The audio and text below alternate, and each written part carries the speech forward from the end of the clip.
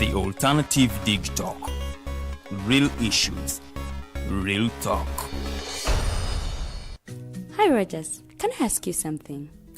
Shoot. What does corruption mean? Well, summarily, corruption is abuse of public power for personal gain or for the benefit of a group to which one owes allegiance. For example, when a public office is abused by an official accepting or soliciting a bribe.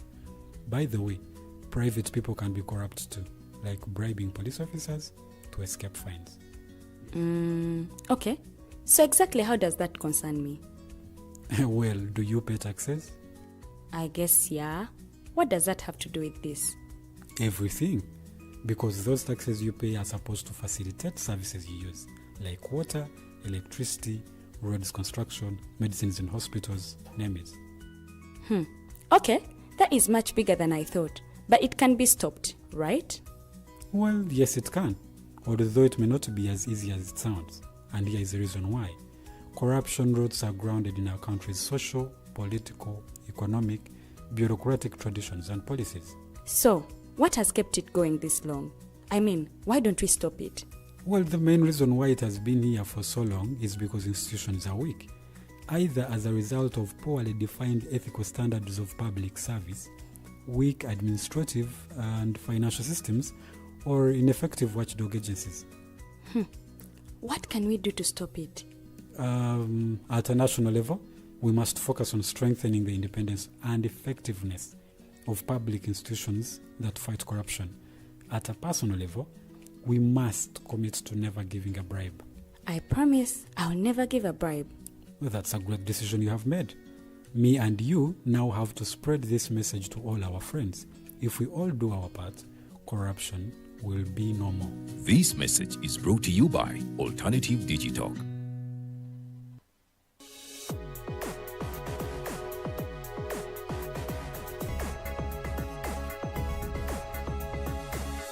The Alternative Dig Talk. Real issues, real talk.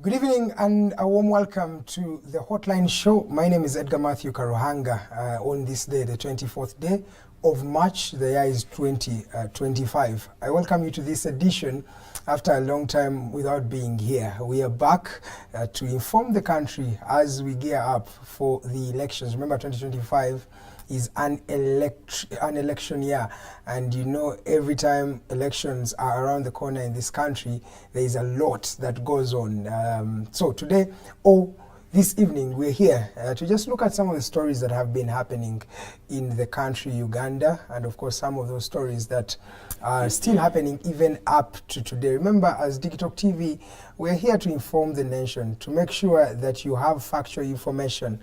And when someone has factual information, they can be able to make informed decisions for themselves, but also for the next generations. I always tell you that this country, we found it here and we shall leave it here. Uganda is here to thrive for many more years. But the question is, what are you doing to make this country a better place? For yourself first, but also for that one that is going to come back in the near future.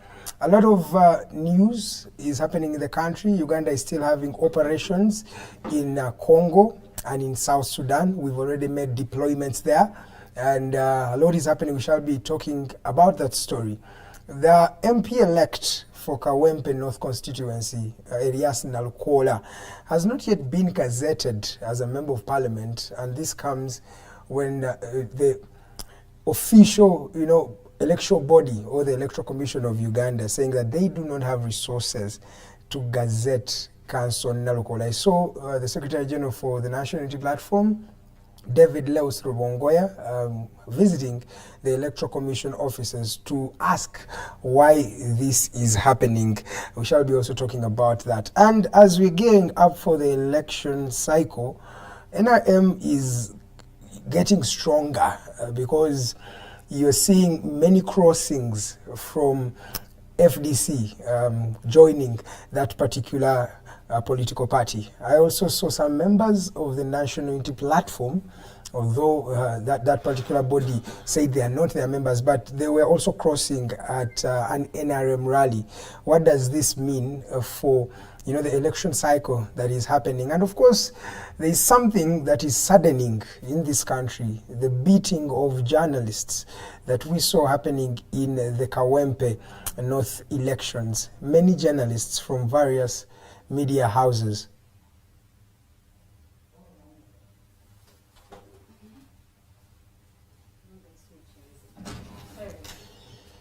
Apologies, gentlemen.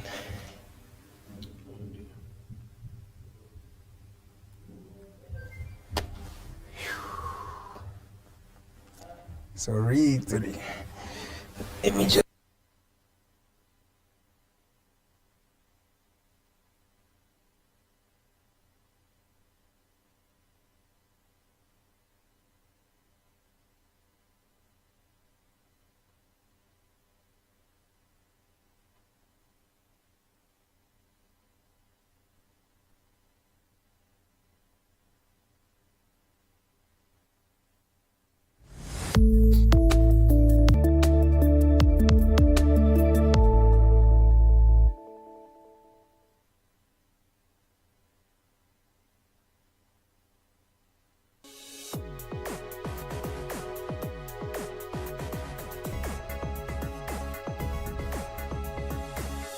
The Alternative Dig Talk.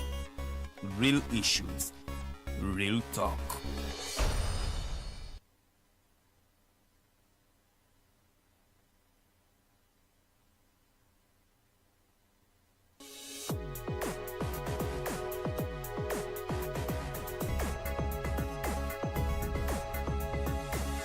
The Alternative Dig Talk.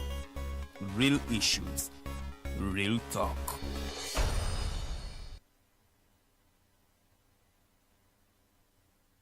Hi, Rogers. Can I ask you something?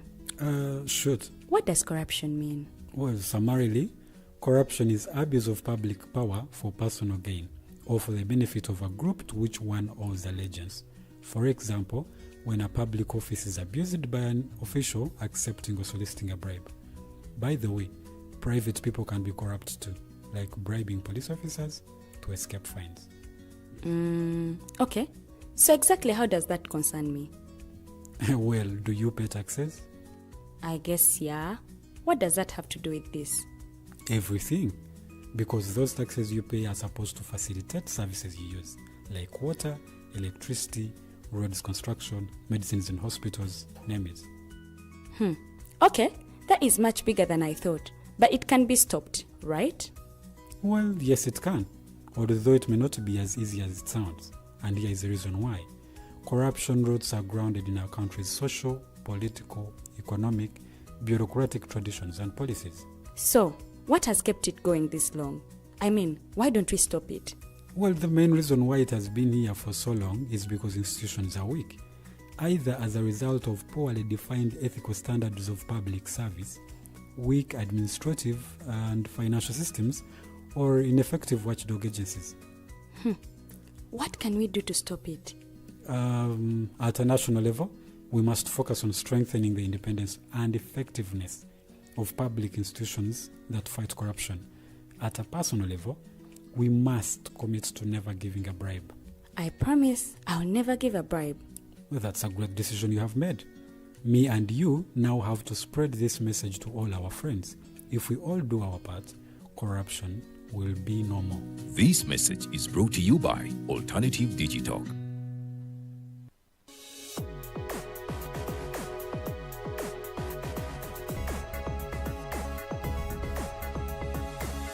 The Alternative Dig Talk.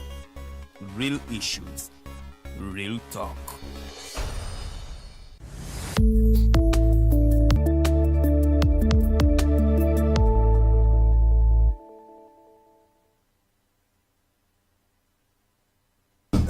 that short commercial break, ladies and gentlemen. My name is Edgar Mathew Karuhanga, and you are watching the Hotline Show on this 24th day of March. The year is 2025. A lot of things are happening in the country, and we shall be touching base on those and more, starting from the deployments that are happening in Congo and Sudan, but we'll also look at the elections, especially the election cycle that we are gearing up to, and a season that is oftentimes characterized by violence, imprisonments, and sometimes even death. How can this be solved? And of course, this country has experienced in the recent past a beating of journalists. Why is this happening? And why are the security forces that are meant to protect Ugandans being the ones to meet the violence on these journalists that are doing their job? What can be done? We shall be talking about that and much more this evening. I am joined by a normal panel that we always have here, a panel full of gentlemen. Just near to me is Honorable Joseph Ochieno from the Uganda People's Congress. He is acting chairperson there. Of course, we also have the NRM Director, External Affairs. That is Major Retired Pollar Awich from the National Resistance Movement. And last but definitely not least is Sam Kazooba, who is the Executive Director for the Center for African Affairs and Diplomatic Studies. You're most welcome, gentlemen. Good to be here, except I'm not an acting chair. Yes, sir. I am actually the president of Uganda People's Congress and declared. So we do not. The position of chairs are appointed positions who lead the National Council, meaning the parliament of the party. Okay. And even then, it would not be acting because that would be temporary in a way. Thank you so much. So the president, can I say one of the UPC factions? You could call it president of, if you want to call it faction, but I've said that there are two factions of the party, Jima Kena's faction and Walabiri's faction. Those are factions. In my case, I went through the formal process, got elected. The matter is in court, and I don't want to consider myself a faction because I will be either declared president or I'm not. All right. Yeah. I'm with Joseph Ochieno, the president of the Uganda People's Congress. And just give us your opening remarks, sir, as I move on. Thank you for having us, and thank you for having me after a very long time. As I said, we are sort of a usual panel here. We've been around for some time. But I don't know whether, for the record, you want to say to your viewers that you've got a new studio, and your new studio is fantastic for our viewers.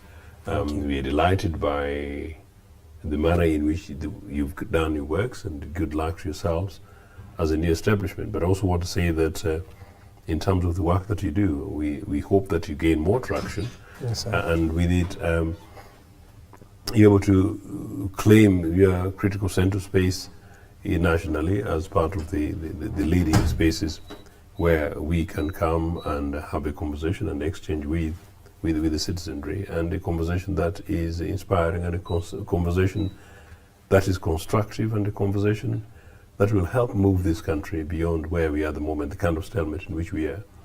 I know tropically we are going to go there. Yes, sir. But of course, yes, while we're away, for me, I have a list of experience I've gone through, a series of bereavements, many very sad. We've gone through the by-election because you're asking where we've been. Very sad about whatever happened in Kawempe. And I can also tell you that within the last couple of days, I have seen cases where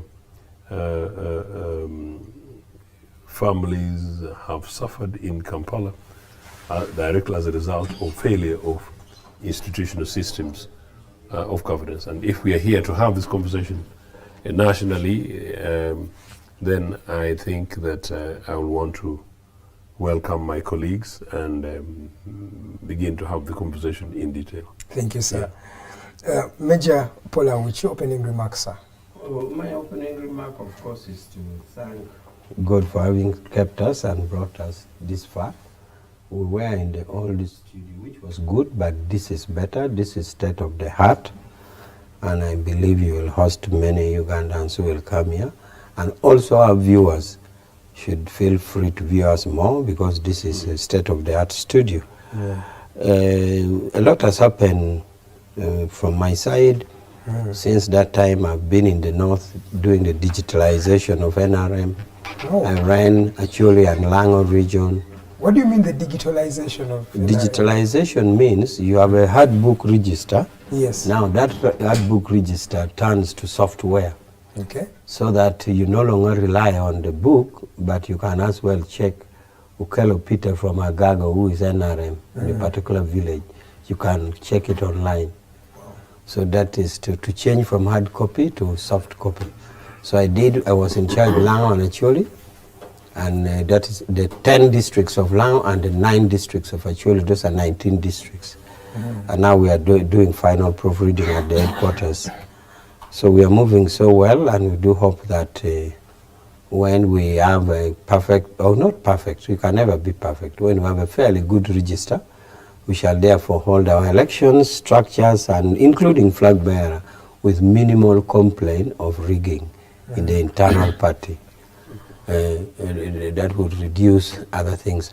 And then also, as a party, we have intensified, in my mandate, external affairs. We have done quite well. Last week, we hosted the European Union ambassadors, all the European Union ambassadors in my office. We had a good talk on Plot 10, Chadondo Road. And we identified issues that need cooperation, challenges that need answering. We also met the British High Commissioner, Lisa, and even the Americans. So we are fairly doing well in my mandate of external affairs to share a lot with the stakeholders. Okay. So I'm happy to be here in this very extremely nice studio. Thank you, sir. The pleasure is ours. Mr. Kazooba, your opening remarks, sir. Thank you for inviting me once again. I was, when Major was speaking, and my mind was like, so they are going to put all NRM members online. But you know that there are some who don't want to appear as members. For instance, if you have judges who are registered NRM members, how does it affect their career? That is what I'm asking. If you find it looks like you are claiming. Then if you find members of NUP, especially in senior positions, who are also registered NRM members, how does it work out? I don't know now. But do you want him to answer you? Technology has come. We should all embrace it. I think digital. Yes, sir. Sometime I haven't been around. I'm back, and it's good. I'm feeling quite proud starting again in a new place.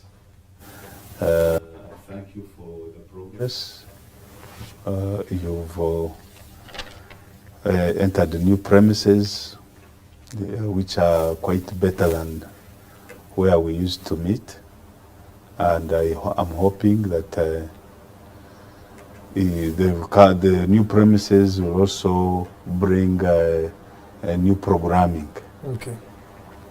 That side, I've been away since January. I and some people from academia, from different sections of society, we've come together to organize what we've called the Civil Military Symposium.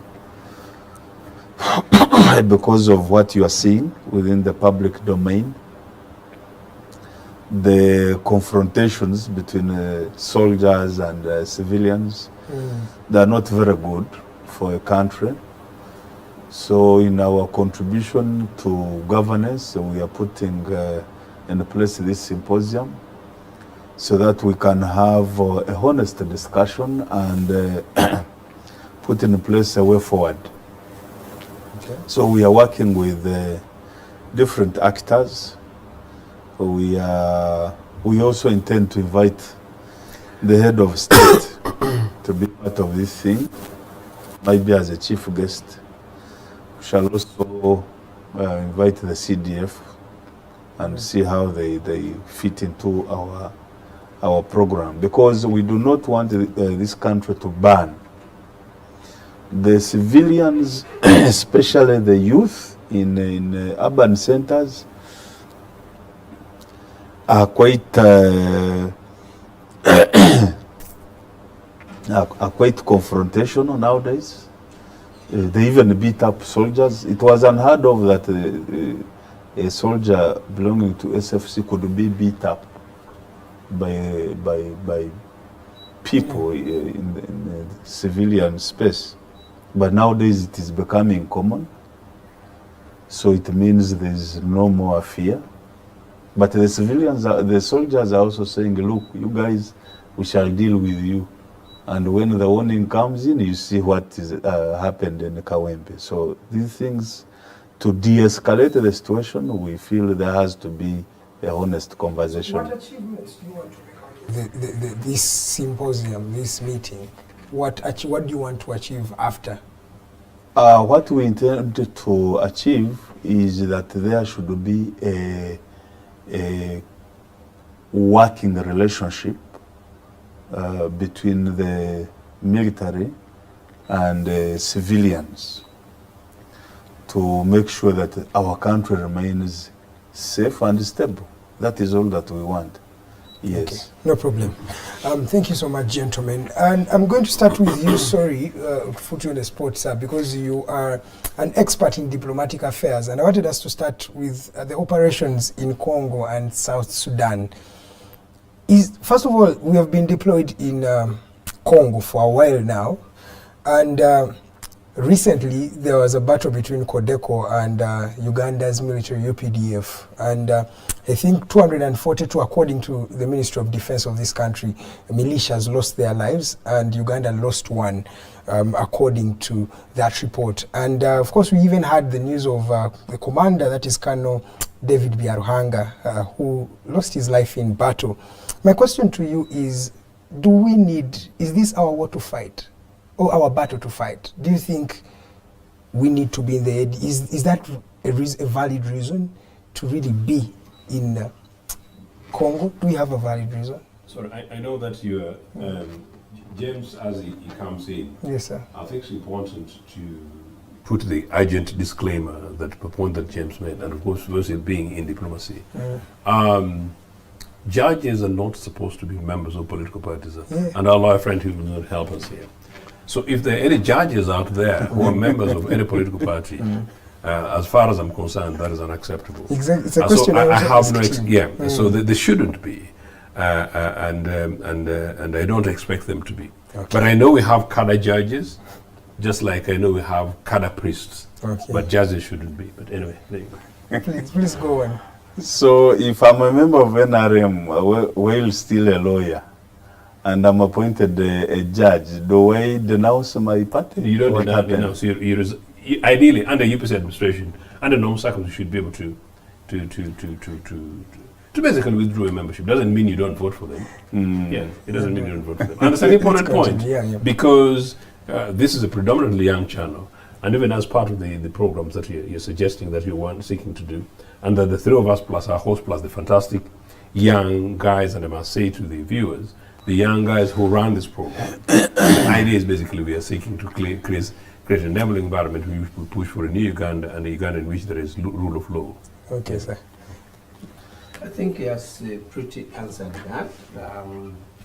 First of all, the law applicable is there, which governs participation in political parties. The law applicable is there, and not only covering NRM, but all political parties, like he says it. For example, serving army officers or serving military, they are not supposed to be. So not only the judges, but even the military officers, they are not supposed to be. So we don't register that. Now, for political parties, our program is that the lowest unit is called a branch in the village. At this village, recruiting people are given checklist. If somebody is a known member of another political party, we don't register him in our party. And so the question of double registration doesn't arise, because in that branch we are supposed to hold what is called a baraza. A baraza is a village meeting of members of the party who will scrutinize, do we meet the checklist? Is he a serving army officer? Is he a member of another political party? Or is he even dead? Because we check the list, we don't want to have on our list dead people. So these issues are dealt with at the initial stage through what we call a baraza. We have the do's and do nots. The checklist is there, and the checklist is derived from the law applicable. Okay. So everything is clear at that level. So I think, but for confidentiality, of course, for those, even an ordinary member, we manage our confidentiality. We release it as and when. But before you even go to Okello Peter, a normal Okello Peter who is a member of the party, and you keep his confidentiality, he should have met the checklist as by law. Okay. No, so we don't recruit you against the law and protect you. No, we first recruit the lawful recruitment and protect you. Okay. Mr. Kazooba. Number one, I'm an African.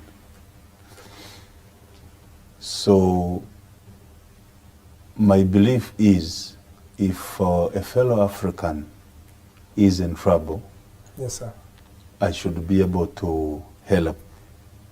It's from that point that Pan-Africanism was formulated, both as an ideology, but also as a movement.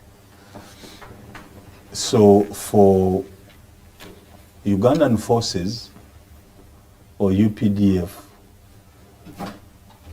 intervening in DRC, South Sudan, and other countries, in my opinion, if it is done within the confines, of course, of diplomatic arrangements, for instance, if President Tshisekedi Felix asks his colleague here, President Museveni, for help, then it is understandable. Of course, the deployment should be followed later on by parliamentary approval. You don't first wait for parliamentary approval, then you deploy, because at times you can't. It's so urgent that you have to be there in time. Yeah. Now, the eastern part of DRC has been problematic for decades. Yes, sir. And both neighboring countries of DRC, but also other African countries, have attempted to intervene and stabilize that part of the country in vain because of competing interests. But mostly those interests are economical. Yes, sir. DRC is a very rich country, and quite a number of countries want to tap into the resources within DRC. So in my humble opinion, number one is that I support the deployment. Now, what UPDF does there, what would say its conduct, that is another issue. How is UPDF conducting itself in DRC? Okay, but you agree that there is a valid reason for us to deploy in Congo? Well, there is. Actually, you know, when Felix Tshisekedi came in as head of state, he promised to deal with the insecurities in Eastern Congo. That was key on his manifesto in his first term of office. What he didn't do was have a clear plan on working with the neighboring countries like Uganda, Rwanda, and Burundi, and also South Sudan. Because what should have happened should have been to empower the Congolese army. The Congolese army is very weak and therefore cannot protect its citizens against threats. So they should have first dealt with empowering the Congolese army.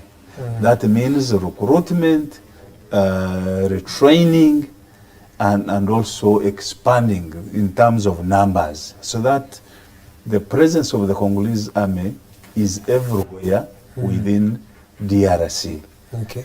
That Felix Tshisekedi could not do.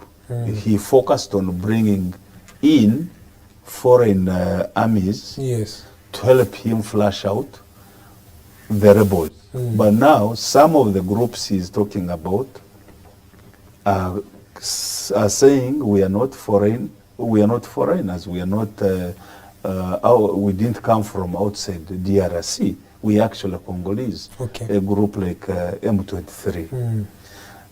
That has become problematic for Felix Tshisekedi. Okay. I think you've painted a good picture. And I genuinely don't understand before I come in. No, you are coming in now. No, but I genuinely don't, because I need to give Charles this opportunity to clarify to the viewers. What is the basis of NRM being in Congo? Because Tshisekedi failed? No, but they said they are fighting the ADF who are there, so it was a preventive measure. Did Charles say that to go. No, I'm giving the reason why. No, let me answer that. Because that's let me answer that. Yes, sir. I told you, UPDF has never invited itself into DRC. They have ever done so. Anyway. Not under Felix Tshisekedi. All right, okay. It has always been an arrangement between the heads of state. At times, it is under the East African Community Framework. Now let's look but at this also case. I under bilateral let's go on this arrangement. case of the deployment. I think it's Museveni who actually even reached out to say let's enter Congo, and Felix Tshisekedi gave them a leeway to enter. Usually there will be discussions that are not publicized. Let me bring in Ochieno, Honorable Ochieno. Why do you think it's not okay to deploy in Congo as Uganda? No, we are an independent sovereign nation state. Yes.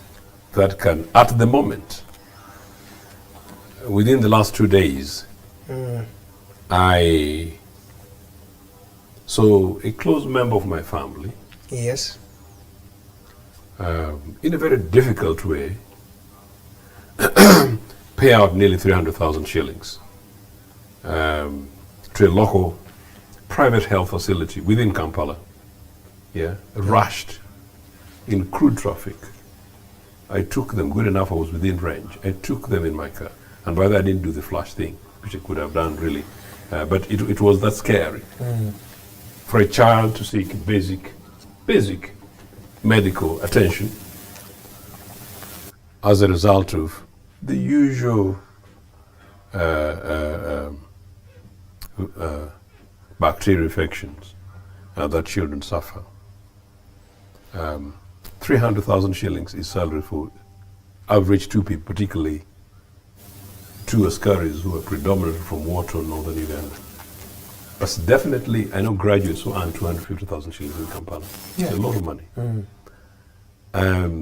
It's simply because we lack basic medical facilities and services in this country. Who is paying for the deployment of NRA in Congo? Who? You and me. Yes. Is that our priority? It's not. Last weekend, I buried, because I'm the lead of my family, buried the eldest Ochieno, named after our great-grandfather, the oldest Ochieno alive, so I'm now the eldest. The guy died at an advanced age. But it was as a result of basically having mental dislocation that continued with huge amount of pain. Something that I know, another retired doctor, actually one of the doctors who's watching me now, who sent me a note to remind me about networks and systems. But as a retired big doctor with the UN and others, he broke his leg but managed to recover because partly his private health care, he was able to get himself recover. But this one broke. This one basically dislocated and died. Why? Because of lack of medical facilities. And let me tell you this Ochieno, and I've talked about him. This Ochieno is one of those people who went to Luweero in the 70s, got the courtesy of Buganda, who were quite supportive, generally quite supportive about other identities in Luweero, settled, became a very rich farmer, apparently even became a Mutaka chief. I didn't know that until last week when he died, became a Mutaka chief in Bulemezi. But when Museveni and his bunch came to Luweero, they targeted, as I said, UNLA government soldiers, followed by UPC leaders, and then the third, people of northern and eastern extraction, as targets of hate. Ochieno narrowly escaped, this is official, narrowly escaped with 7 children, left everything. They had settled there, a huge amount of wealth. And this guy died in abject, almost close to abject poverty in Agongera. Lack of medical facilities and attention to and for him. That, in my opinion, is a priority.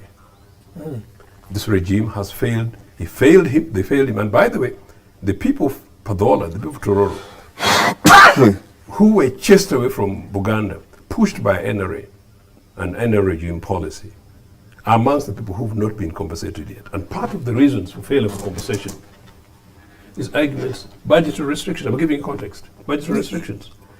Now, recently, in the last week, I didn't want to introduce it because we're in a new environment. You know, supplementary budgets, trillions of shillings. You know, part of the argument we're making, why the supplementary budget?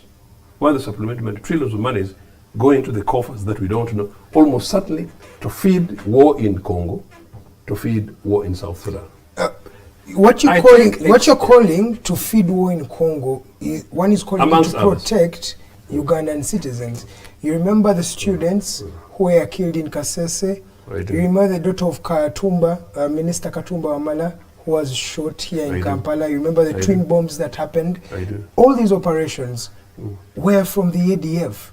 And your army is saying, instead of having these people come and terrorize our country, let's go to where they are and try to do a preventive, measure. What's wrong with that? Isn't that a priority enough? Mr. Karuhanga, could you just give me one slight second?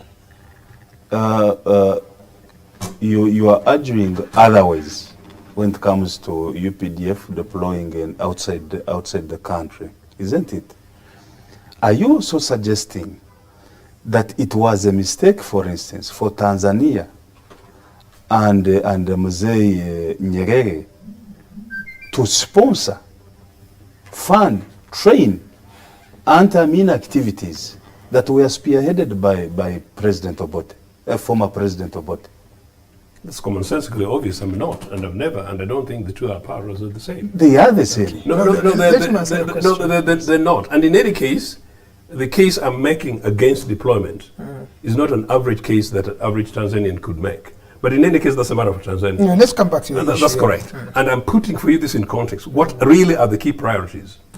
What the key priorities, in my opinion, are the basic services here. Number two, the fact that this is a dubious mission in Congo, which is not clear.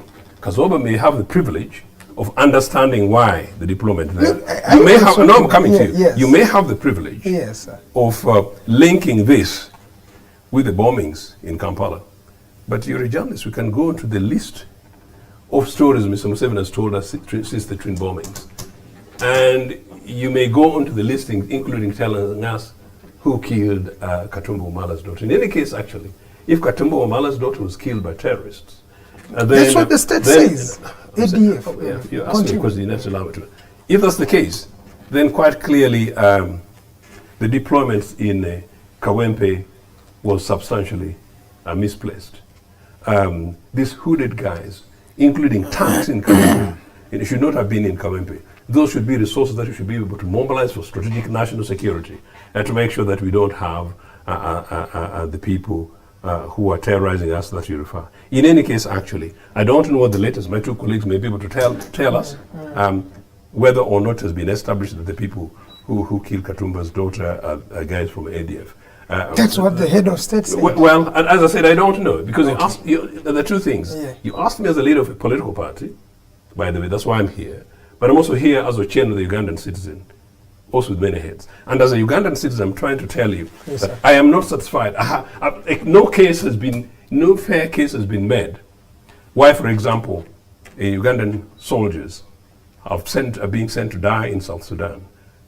No case has been made to me, sufficient enough to tell me why Ugandan soldiers are dying in Congo. So, by the way, these are my people, these are our people. So, away from money, away from equipment, this is the case I'm making. Yes, sir. Ugandans need to know why we're deploying in Congo. It has not been, the case hasn't been Let made. me My move- suspicion, as Charles said, is that the deployment down there are fronts to go ahead and loot Congo, fronts to make money for particular individuals in Uganda and in the region. I am saying Yes, sir. that even the last 1 week when we were having a conversation about supplementary budgets, we know that some of these monies are going to feed these wars, while Ugandans can hardly afford basic health services, basic education.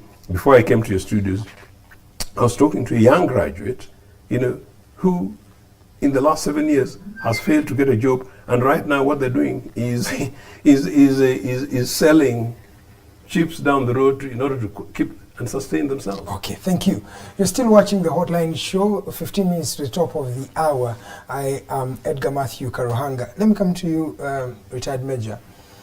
UPDF is in South Sudan, as we said. Congo is in Equatorial Guinea. They're in Somalia. Should we boast of a strong force, or are we biting what we cannot even take? What do you think, sir? Thank you so much. It is good that you have not asked me the previous questions about the justification of the war, whether it should be there or not, or what we're doing there, whether it is called for or not.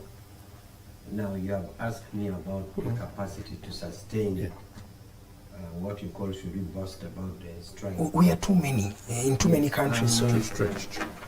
Of course, first of all, I would, in passing, also put my words about the justification. please do.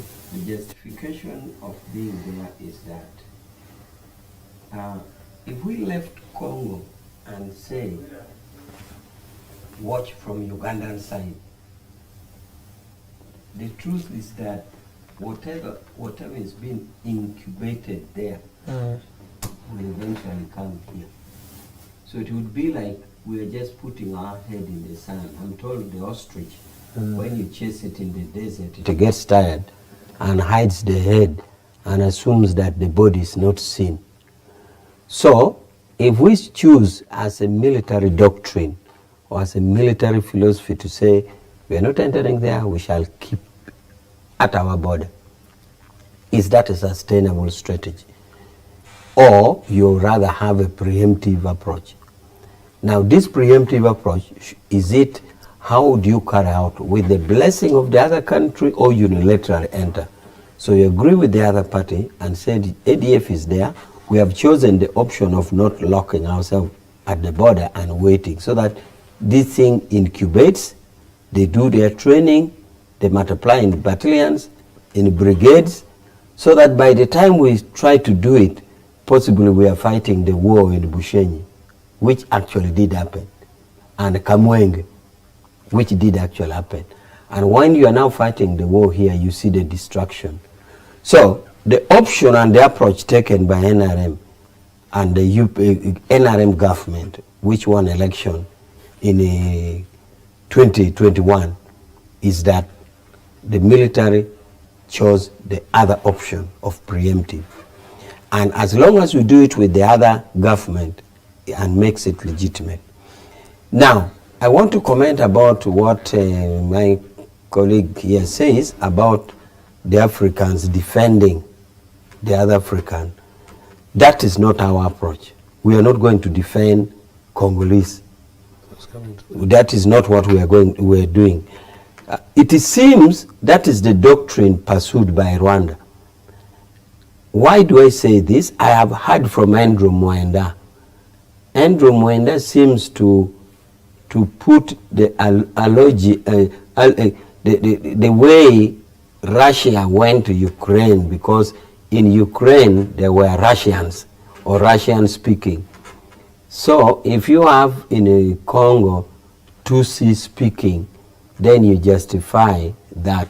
But that is not the NRM approach. Because if we were to do that, if we took it upon ourselves to be the policeman, to police across the boundary, we wouldn't sustain. Why?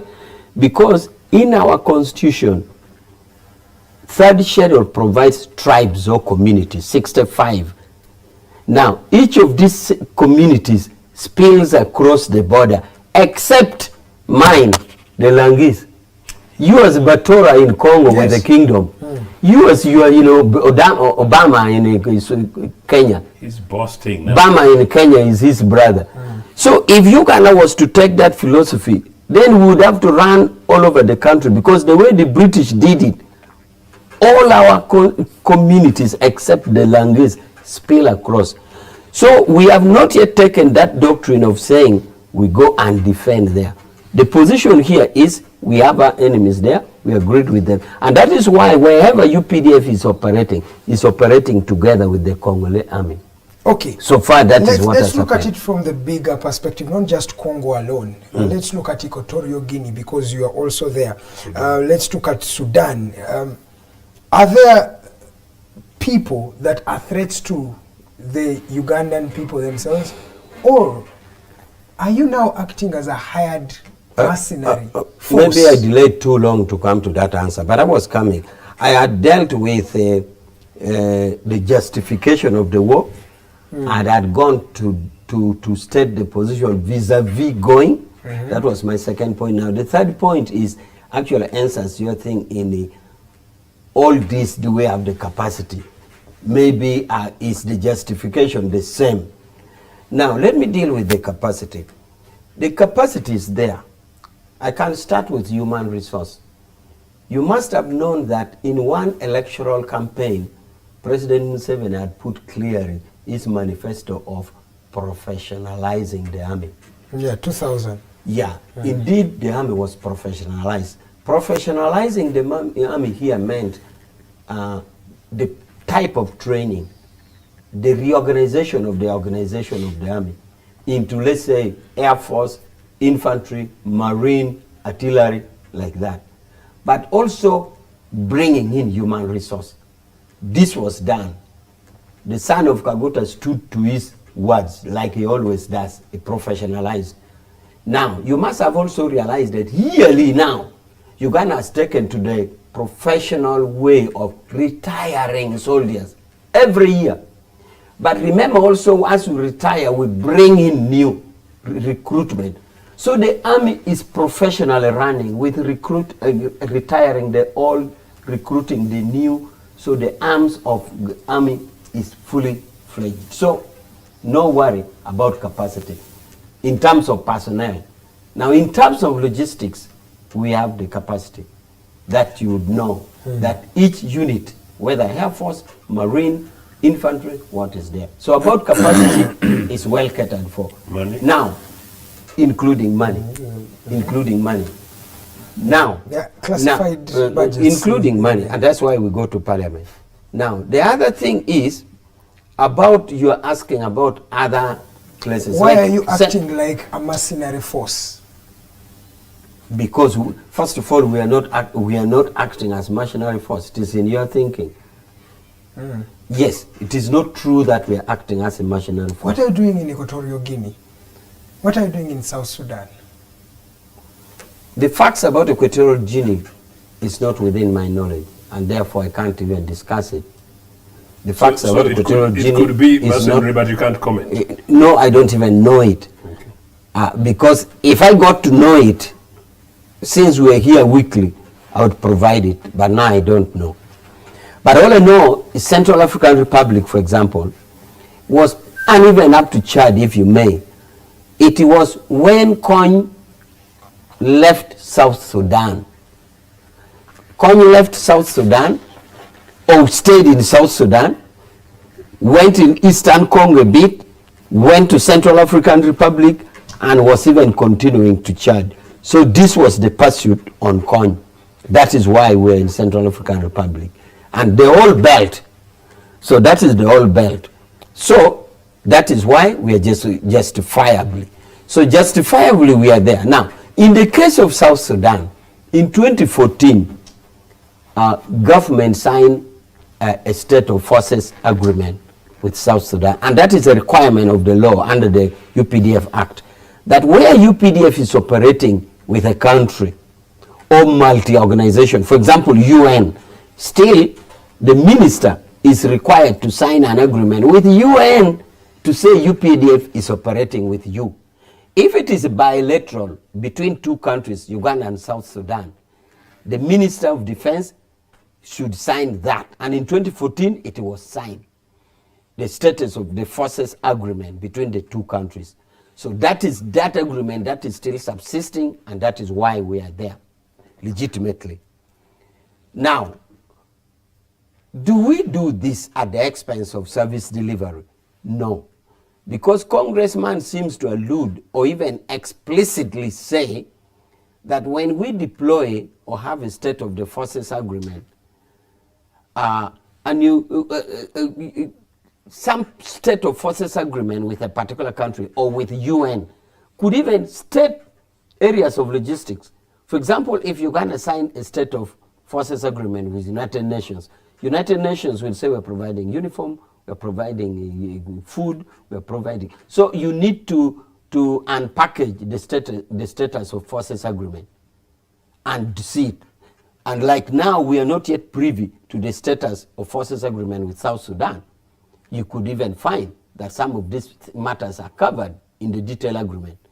So like UN does it, wherever we have operated and is covered by UN. So then this would even, if we lift the veil and looked at the status agreement, it could answer some of these questions, which we are not privy to now. Okay. But these are done in clear understanding. Okay. So services like health is not left behind. The budget runs for health, the budget runs for education, and each of them run. So we don't do it as a government at the expense of the other. So it's not that you've taken from here to put here. Okay. Not at all. Charles, as we go to the break, please conclude on that issue. But also, as a country, what do we do in this particular situation? I wanted first to correct Maj Awich, not to misrepresent my argument. When I said when I'm an African, I should help an African. I wasn't looking at the issue from the lenses of tribalism. No. I'm looking at states on the African continent. We should understand that the leaders on the African continent, senior leaders, including President Museveni, have been calling for a NATO of Africa, having a force that protects Africa from external threats, but also dealing with these internal issues. Now, in the absence of the NATO of Africa, a UPDF emerges because of its capacity, which you cannot doubt. Does it have the biggest Moses is going to be very happy today. Is it the strongest? No, I'm saying, please. If you see the way UPDF is organized, it has dealt with the Somali issue. Yeah. When everybody was just spectating, you cannot doubt it. It's strong, yes. Everywhere UPDF has gone, yes, they have been able to deal with the challenges there. So you cannot doubt its capacity. However, they also face some challenges. And citizens, when citizens say, you guys, you are busy dealing with outside the problems. It's like, your father buying meat for a neighbor, but you are feeding on beans. You feel jealousy. However, I think they are looking at the bigger picture, that a stable Africa improves internal trade amongst states, and ultimately the profits of that trade seep into the welfare of citizens. Thank you so much. You have some. I know we really have to go on break. Just a minute, yes. But look, I am both a scholar of conflicts and also officially a diplomat, except not aligned to a nation state. And by the way, Comrade Awich, a nation state once attempted to persuade me to represent them, but of course I was not willing to let go my Ugandan diplomatic papers, some of the things for review. I genuinely am a Pan-Africanist. I genuinely don't, and I'm a founder member as Uganda People's Congress of the Organization of African Unity. I don't see how the conversation we're having today helps the Pan-Africanist agenda. If we are to help the Pan-Africanist agenda, we must push for the democratization across the continent, constitutionalism and rule of law across the conflict, deal with root causes of conflict across the African continent. In a case like Sudan, I know we need to go in South Sudan, we should be supporting the peace process rather than supporting one side, which even pushes that at the threat of being at war, facing arms with the likes of others, Ethiopia and things like that. And as far as Uganda and Museveni is concerned, it has got a terrible record. We have actually invaded neighbors. Pan-Africanists don't invade. He's saying it's a Pan-African force. No, of course they're not. And I have to say Let's take a break now, they don't invade. When we come back, we come back with the politics. Yes. We're talking about the elections in Kawempe, and of course we're looking at the general roadmap of the 2026 elections. Let's take a break right about now.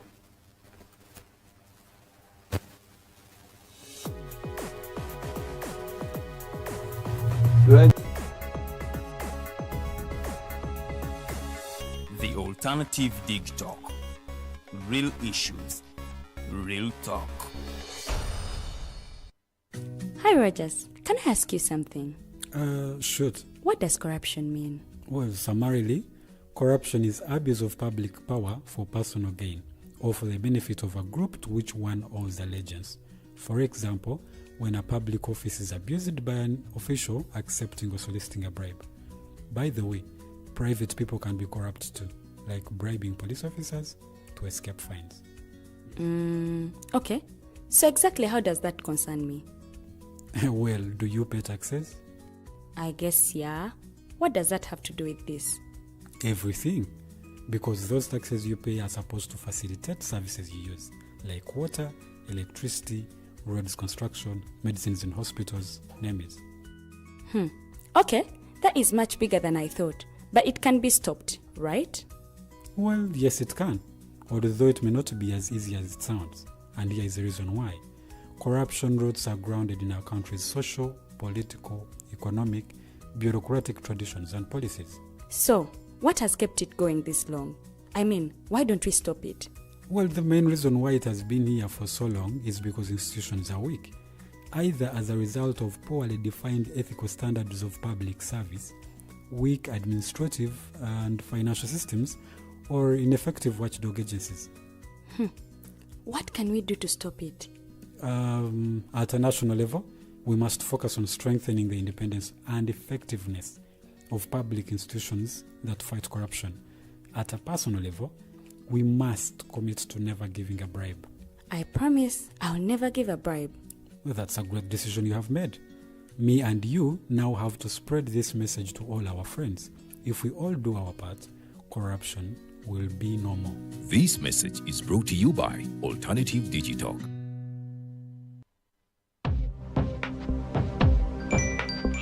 Go to the church, though. Tawali man, what's up? Man, can you imagine people just dump everywhere? Someone drinks water and throws the bottle wherever. Come on, Rogers. What else do you expect people to do with an empty bottle? Simanya now, recorder. Did you know that plastics take at least 450 years to decompose? What? That's a long time. Exactly. Because plastics are made out of a lightweight and flexible material that doesn't decompose easily. And plastics everywhere in the environment cause plastic pollution. What is plastic pollution now? It is the accumulation of plastic waste in the environment, like bottles, polythene bags, straws. All of these contribute to plastic pollution. I have been using them without knowing their effect. Yeah, a lot of people have. Plastics are a danger to the ecosystem, both on land and in water. So how can we overcome this problem? Is there something we can do?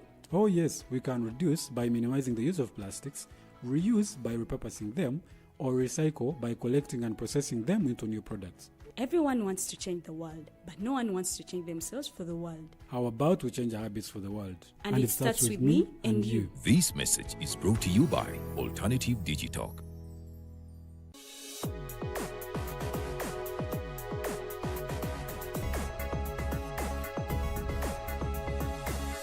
The Alternative Digitalk. Real issues, real talk.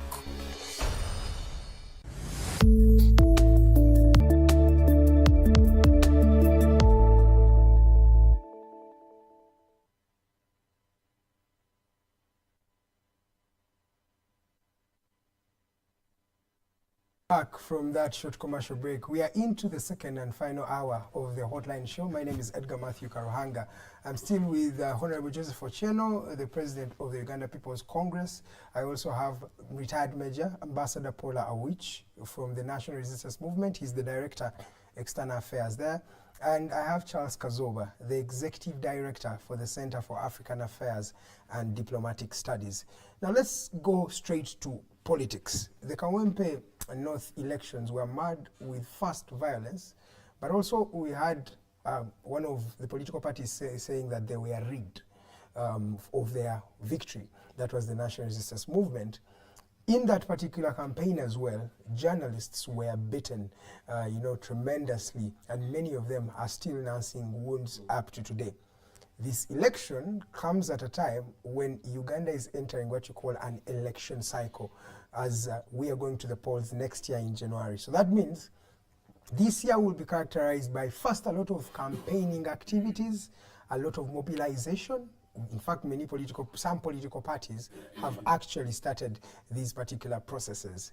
What kind of election are we gearing up to, especially when a snippet of Kawempe North has shown what may happen or what could actually happen? Are we just fearing, or there's actually a cause to worry? I'll start, I think, with you, Honorable Joseph Ochieno. You were here as the elections were going on in Kawempe. What's your comment over all those issues that I've highlighted? What do you speak about the experience of Kawempe North? I must say that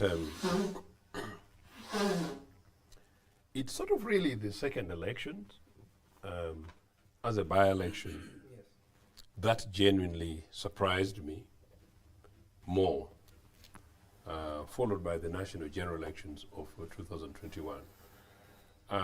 The violence, the conduct of the governing authorities, the ineptitude of the Electoral Commission, including at the time of nomination of presidential candidates,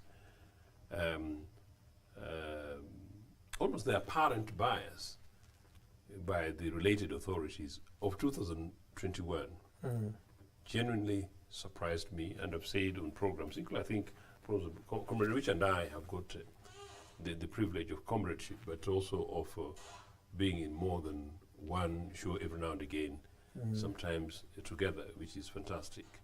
I may have said in one other show where Comrade Rich is that for the first time, actually, while in Uganda in the course of elections, I felt nearly scared. Yes. I was genuinely worried, and I got scared. And I got scared because in the many apparent violence as it was going on. But one particular case was when I was to be hosted within an hour or so by an international news media, and this news media I've been involved with for a long time. And I couldn't, partly because of interferences, and partly because of state security, and partly because these global media houses are always very much, they take serious note and concern about their journalists, and normally their guests and their sources. And an interview had to be terminated within sort of minutes leading to it because of the state in which things were happening. Then fast forward, really, after those elections, I said that it was my hope that the burden of responsibility would lie with Mr. Museveni and his political organization to redirect the tone of polity in the country. And that ideally needed to have also addressed the discomfort, particularly from one sub-region, meaning particularly Buganda, that felt, and it was open knowledge, that Buganda predominantly felt that we're sort of much more targeted, without prejudice, in part because many people presented NUP as a Buganda political organization, which, you know, is a debatable conversation, but particularly because the leader is from Buganda and was predominant, and indeed predominantly enjoys the support from Buganda. That feeling was there. And of course, in politics, public opinion matters. And so it didn't happen. Instead, I think after the swearing in, we went on to almost like chest thump. Fast forward to more recent by-elections. When the Bukedea by-election took place, that very violent thing, where the targets were predominantly NRM, and predominantly NRM versus and against NRM members and candidates. I was there. I came out, used some of the spaces to raise concern amongst many others, you know, colleagues in the spaces. Mr. Museveni came out and said he was, one, surprised, and two, as I say, to his credit, he said that he was very concerned, reprimanded people, and I think again, Comrade and I in other spaces simply said that, look, you know, we were waiting to see more heads rolling as a result of whatever happened in Bukedea. The next by-election was Oyam. In relative terms, it was less violent than Bukedea. And many people argued that in part it was because of the restraint as a result of Mr. Museveni's response, public response, and rebuke to the people who committed those atrocious offenses, actions in Bukedea. Then we had local by-elections, regardless of the results, again relatively safe and peaceful. Of course, recently we had Kisoro by-elections. Fast forward, then we come to Kawempe. Comrade Awich, you're a member of the NRA and indeed NRA top echelon, the central executive.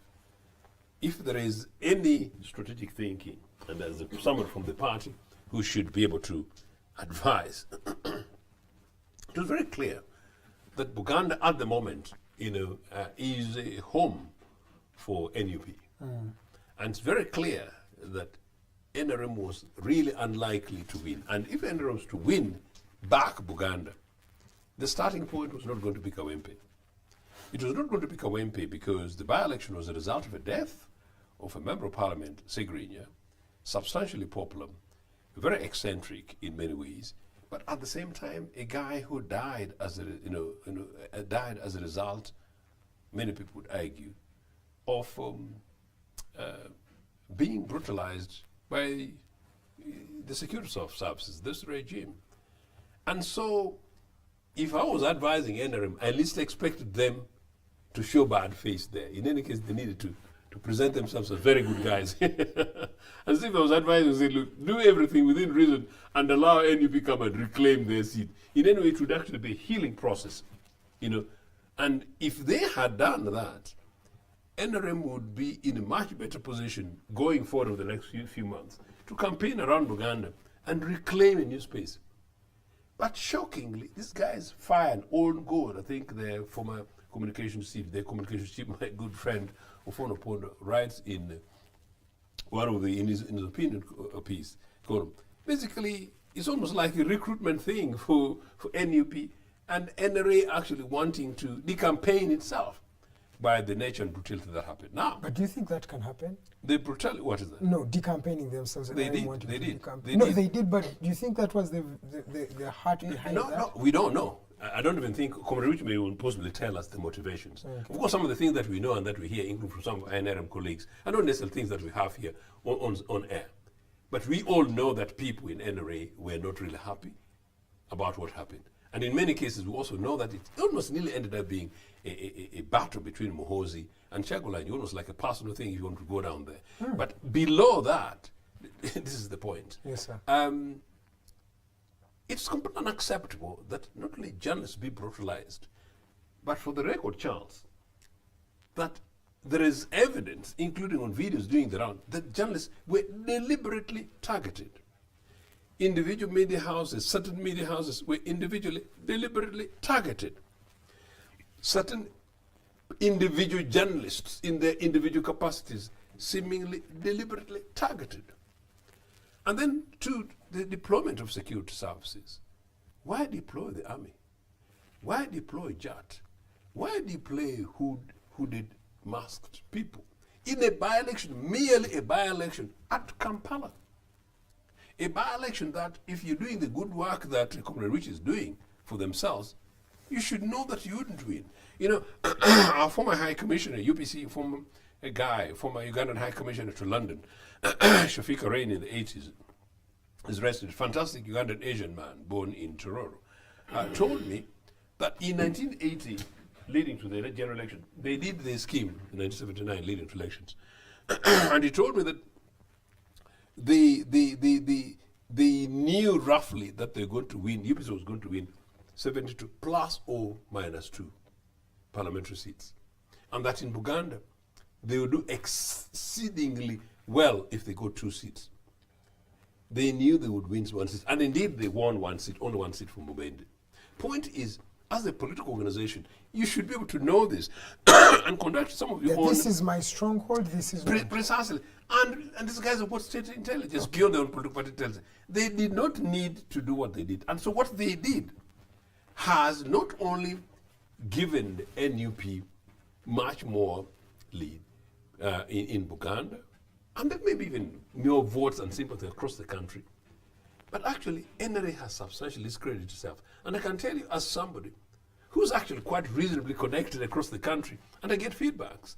So, no, I think NRA did terrible in campaign. Let me bring in Maj Awich. I know that whatever the case, NRA was doing these things. If they're doing this thing as a precursor to 2021 elections, 2026 elections, which is coming, I think it was a precursor which is badly designed. And for that, obviously, to worry people, because people are fearing to participate in the forthcoming election. We don't know how. We're going to come there. Yeah, sure. Honorable Awich, judging by our past and the present, why do elections have to be in that modus operandi, in that manner? Why do they have to be characterized by violence, arrests, death even sometimes?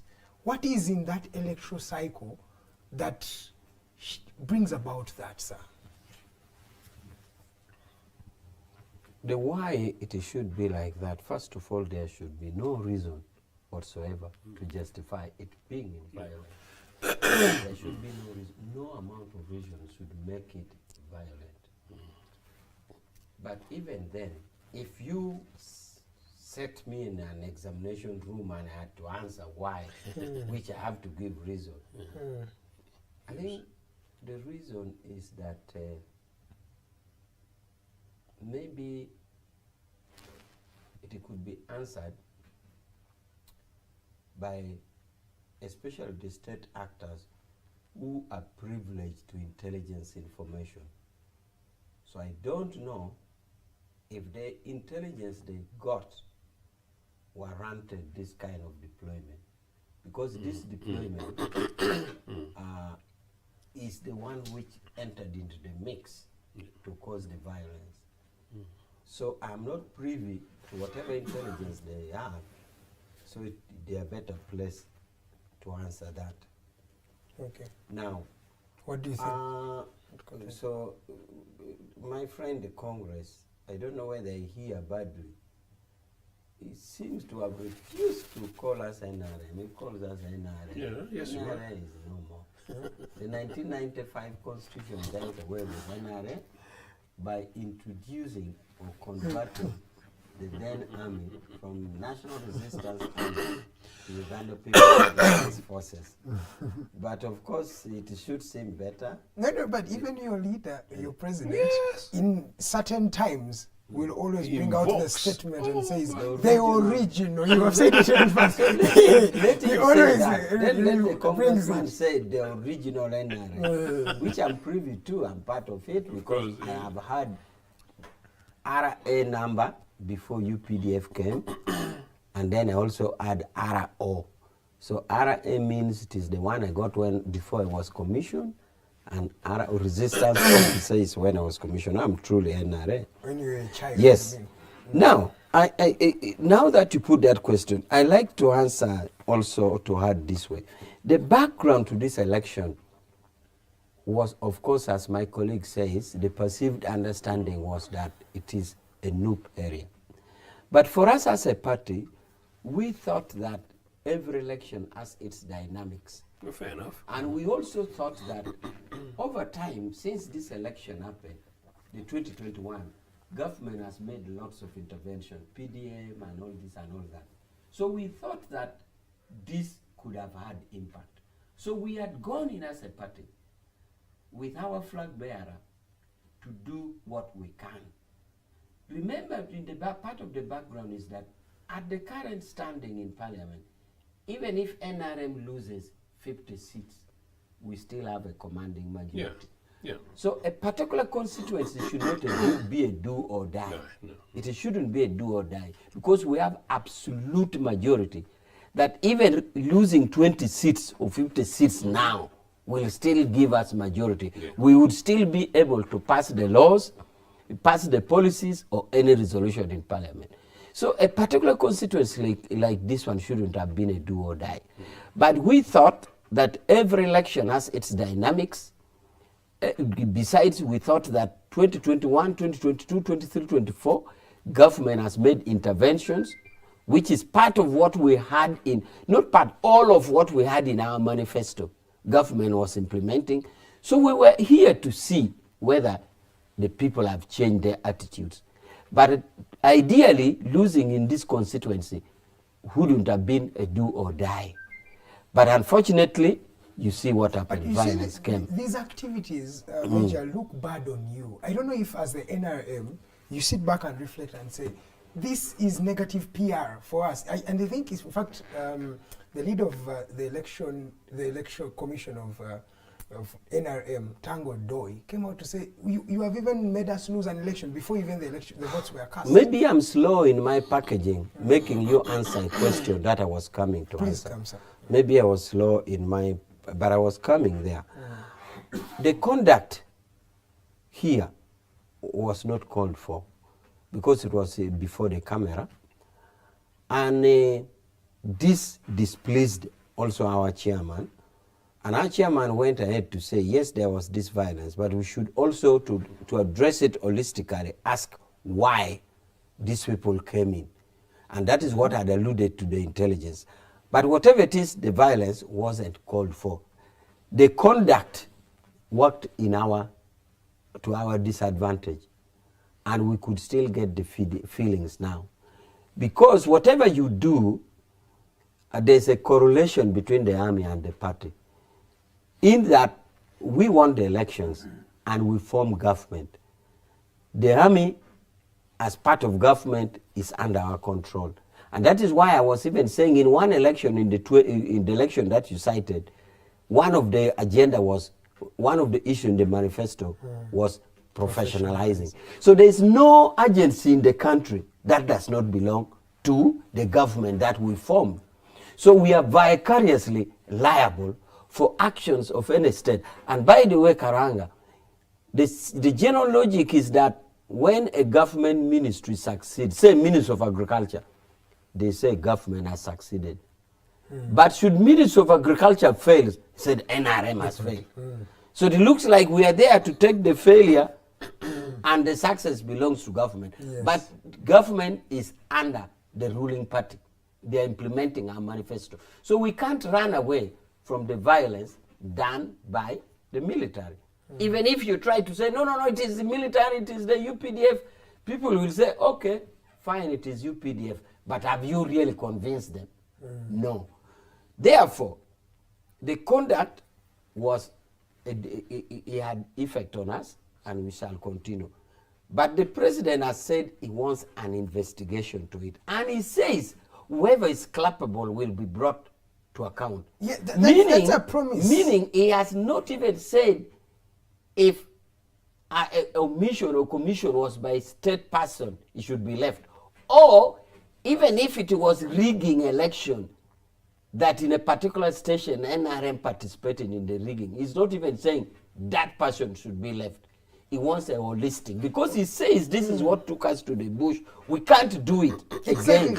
So you are saying, I know you are saying it is promise as usual. Exactly. No. We have not seen the results. Wait and see it. Starting from serious. the violence in Kayunga, the violence that was in, for example, in November for example, in the district of the speaker, Bukedia, the RDC was arrested. He lost but his you remember job. why? Because NRM had interest there. Yes, they had lost. And Mr. Museveni was asking, this was like a movie. We won. An independent was not yours.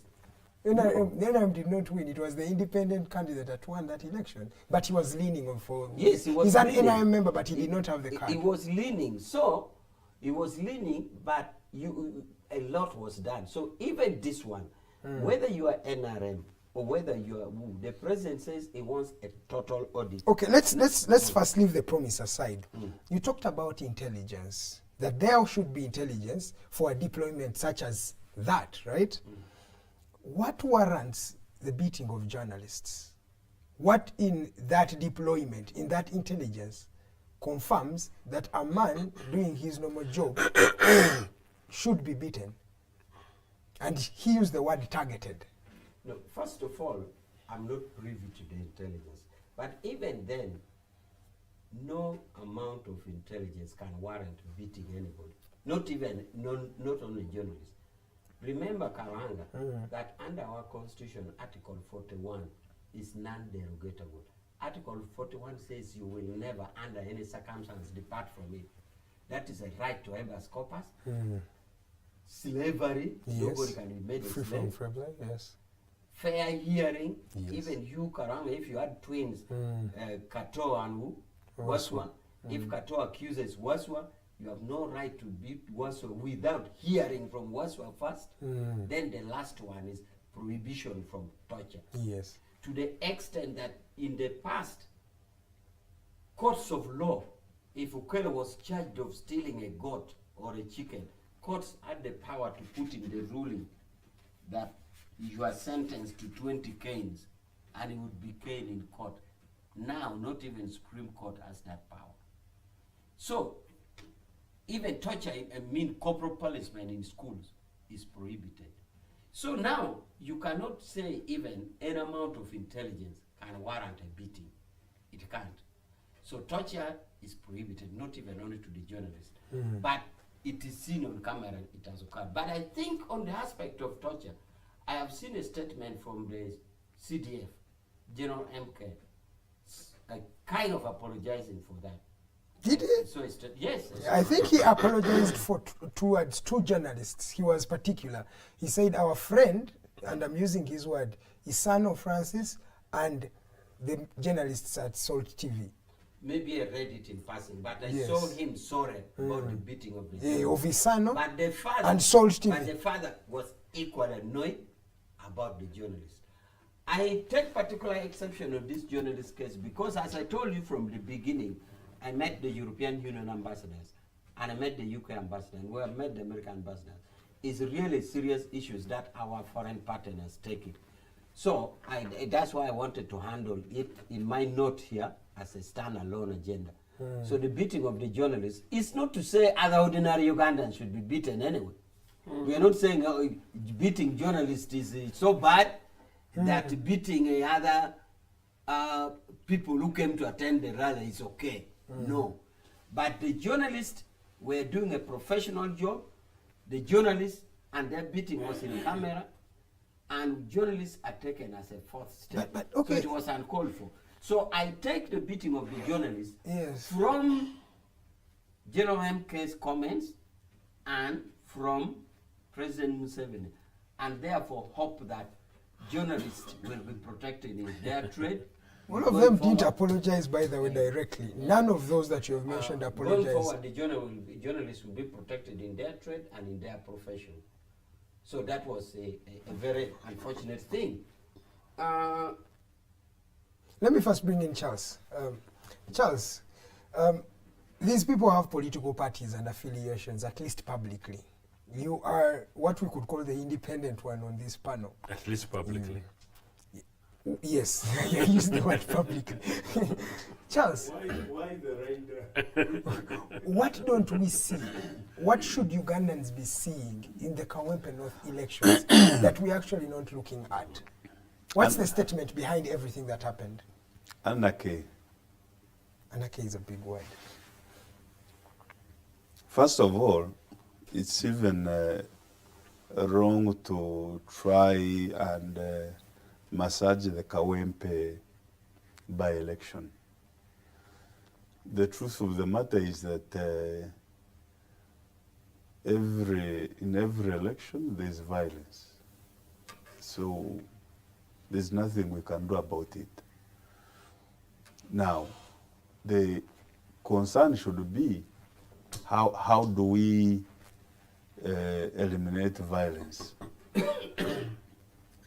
Is NRM doing anything about it? What about the opposition?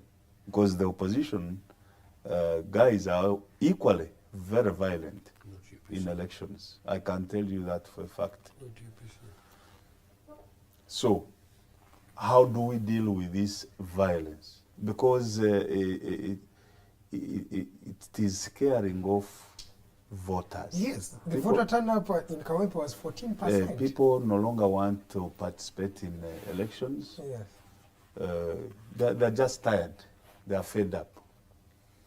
The people that are so-called political actors don't seem to appreciate that it is the citizens that must make choices, not the actors on stage to decide what should happen. Now, from the information I've been getting regarding Kawempe by-election, there was an internal contradiction within NRM. Actually, the contest was it was NRM versus NRM, not even opposition. Mm. It wasn't. How so? It was NRM versus NRM.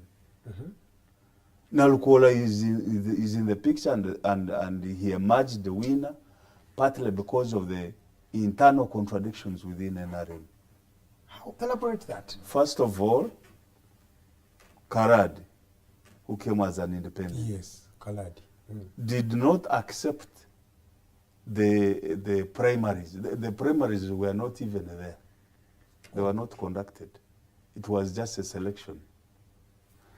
And the argument was that, by the way, even this lady is not a resident in our area. Which lady? Nambi. Although, by work, she was operating in that area.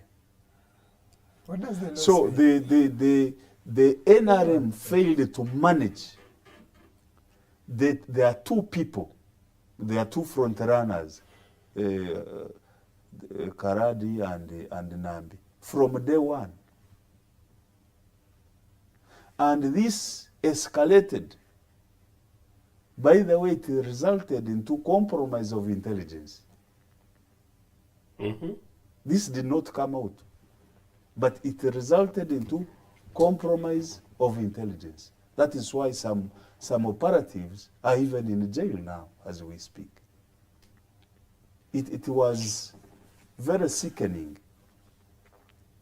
Only that on this show I may not come out with all the details that I would have wanted to express because it is not good for the country. Give us that link, because there's a context missing from that link. Let's look at the bigger picture that the internal contradiction within NRM, if it escalates even in 2026, it can result into the collapse of government. How does an internal So contradiction these- between Kaladi and Farida Nambi bring about election malpractices and violence that we saw in Kawempe? How does, you say they compromised intelligence, how? Do you know that there, for instance, there was sharing of information between the Narukora camp and the camp in NRM, one of the camps? Should it lead to violence? That I even know the bringing of the so-called, I don't know whether it is JAT, because there is JAT. There is also JAT. What we saw was JAT, not JAT. Joint Anti-Terrorism Task. But I think it was a double T. No, it wasn't. It was a single T. You try to look at the footages. We're going to look for the footage and it's going to be, I hope The guys in the Kawempe get us one of those were with a images and single publish T, it for our people to not see. double T. So I myself, I can't So even... who was beating the people? I of can't Kawempe? even say for a fact that this is JAT, the JAT we know. Okay. And it is possible that they were not JAT, the JAT we know. But I also know that there was connivance in bringing those people. And the whole intention was to taint the image of one of the candidates. Who? You'll find out. Mention So him. the dynamics in the Kawempe point to a much bigger picture. And my worry is, because when you see a ruling party, that the internal fights can escalate to that level, then it should worry each and every individual. Because this is the elephant in the room. It can collapse on anybody, or all of us. Okay, so what mandates the beating then? How do the journalists come in? I've told be you, beaten? for you to even think that violence cannot appear in an election managed by NRM is just being theoretical.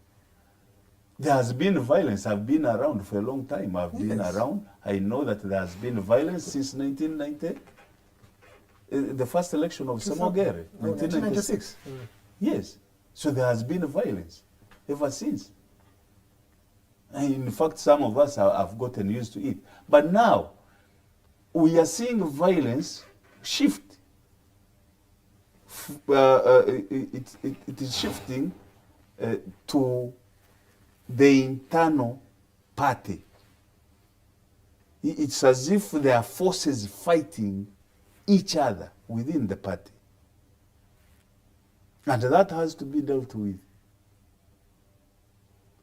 Because for Kawempe, we saw almost all the high-profile leaders of NRM mobilize for Nambi. Which they do in other areas too. The Prime Minister, the President, Chigongo himself was there. So it is not, I fail to understand why another group kept fighting the mainstream camp up to today. And this has to be resolved. Okay, a minister said or claims that the NUP leaders had stones. And this is the reason as to why security was deployed. In fact, this minister goes on to say that the cane wasn't actually a cane, it was an antenna, right? And this person is seated at the Uganda Media Center. He's a full minister speaking with authority. What is and antenna? power. What is antenna? Sorry? Antenna. What is It's antenna? an antenna. It's like a wire that could bring signals to a certain device. But aren't we now being taken for fools as Ugandans? Mr. Karuhanga, I'm 45 years of age.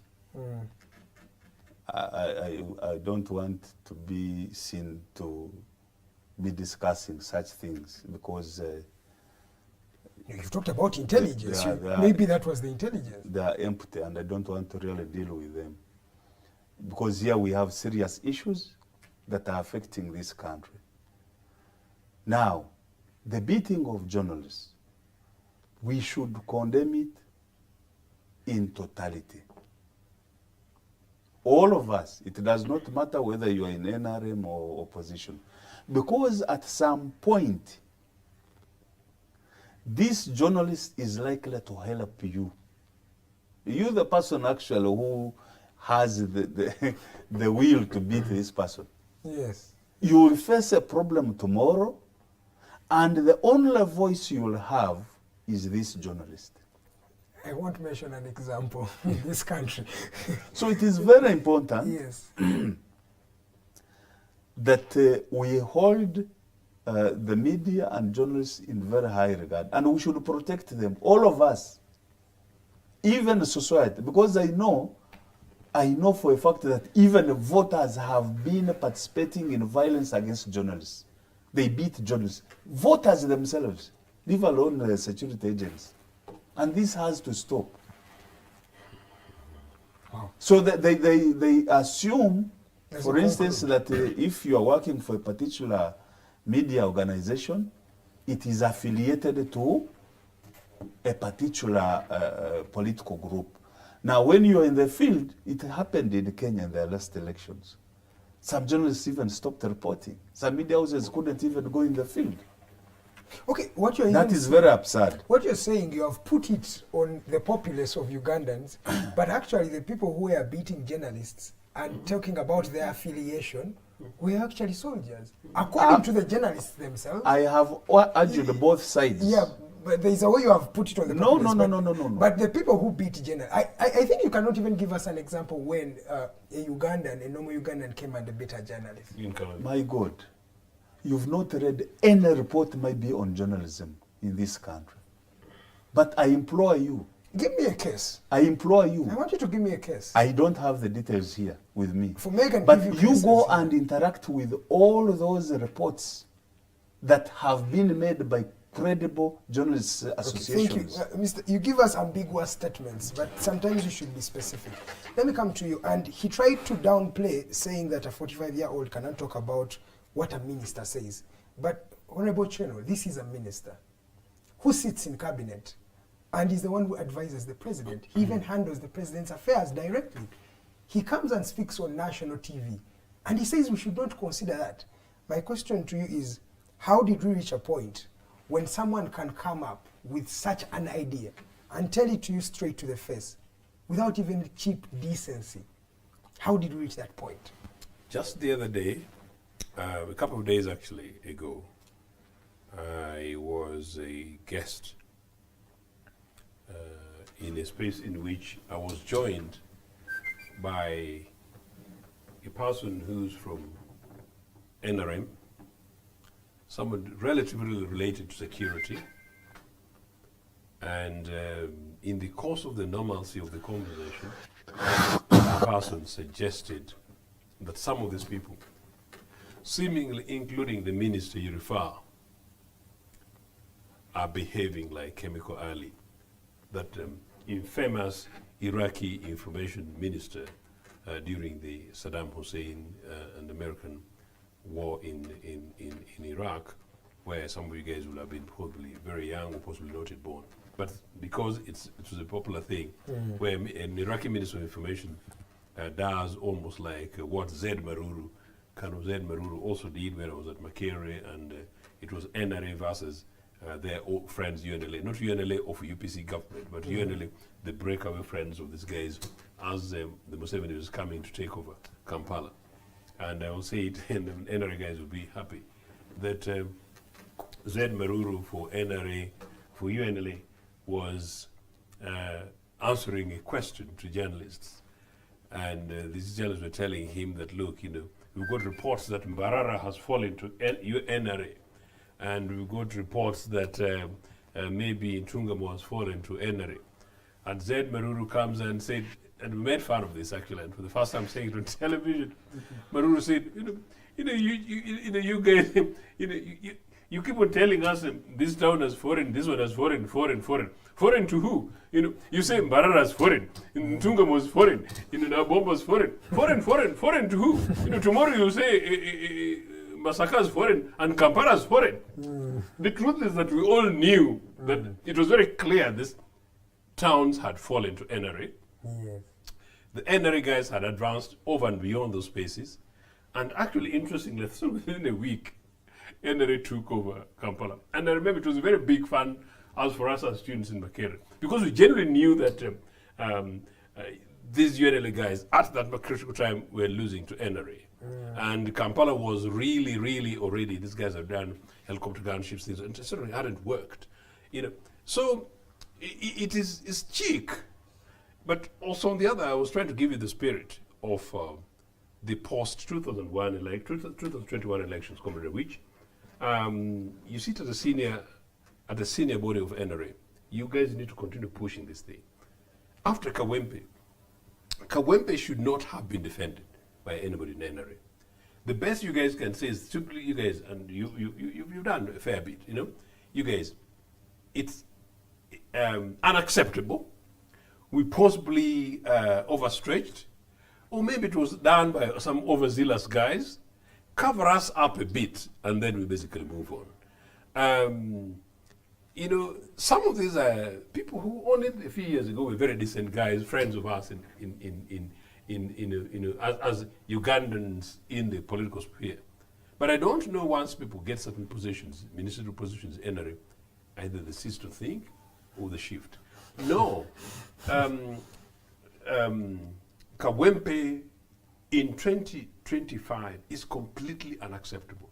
Soldiers should have not gone there. And of course, the agents we've not talked about, and I've said in other spaces, we've not talked about Simon Babakama, a senior judge, who leads the Electoral Commission, who led into this thing. He hasn't come out to apologize yet. If he has in the last few days, he shouldn't. I don't know. Justify the Abakama, but I was at the pre-poll event that was happening at the Tally Center in Makerere, and the leaders of police were there, commanders were there, Bila Abakama was there, and he said, please, let's ensure that there is no violence. He pleaded with somewhere. One would say maybe it's not considering what Museveni did in 1980. And consider the nonsensical propaganda they continue with against the 1980 elections, which was not conducted by UPC, by the way. UPC was a winning participant only. Biabakama, at some stage, and someone's a decent guy, should have come and say, you guys, he should have issued a statement midway this process, even leading to election. And he could even have said politically, said that, look, you guys, election has taken place in 3 days' time, and if this atmosphere continues, we may review our position. Maybe that would have scared off or made the guys in security services who were beating people. And this was a deliberate game. It was a deliberate game by a section of people in. It may not have been an official government policy, but what happened in Kawempe was deliberate. And we all know it was a deliberate thing that happened, number one. But number two, apart from Simon, Jacob Oboth, who is the Minister of Defense, he's my brother from Tororo, is a friend, and I'm saying it deliberately on television. Jacob ought to have taken it, because soldiers were there. What were soldiers doing in Kawempe? Minister for Internal Affairs, Minister for Internal Affairs, Otafere, very loud man, They say they were beating and killing people in Luwero in the name of UPC, wearing UPC. What were police officers, doing the mission? Because it's the Minister for Internal Security. How did it end up? The Inspector General Police, how can they allow this thing? I think we need to be able to push these things, because you know what? Charles is talking about the first estate, the second estate, the third estate, the middle, the fourth estate. We, the citizens, as the fifth estate. No. Okay. Was it really necessary? In any case, we should have gone through at least the State Minister David Muhoozi came out to talk about that. And then Muhoozi, the son, contradicted him and actually rebuffed him in a very amazing way. But 30 seconds. It is cheek that 1980 general elections took place and Museveni went to the bush.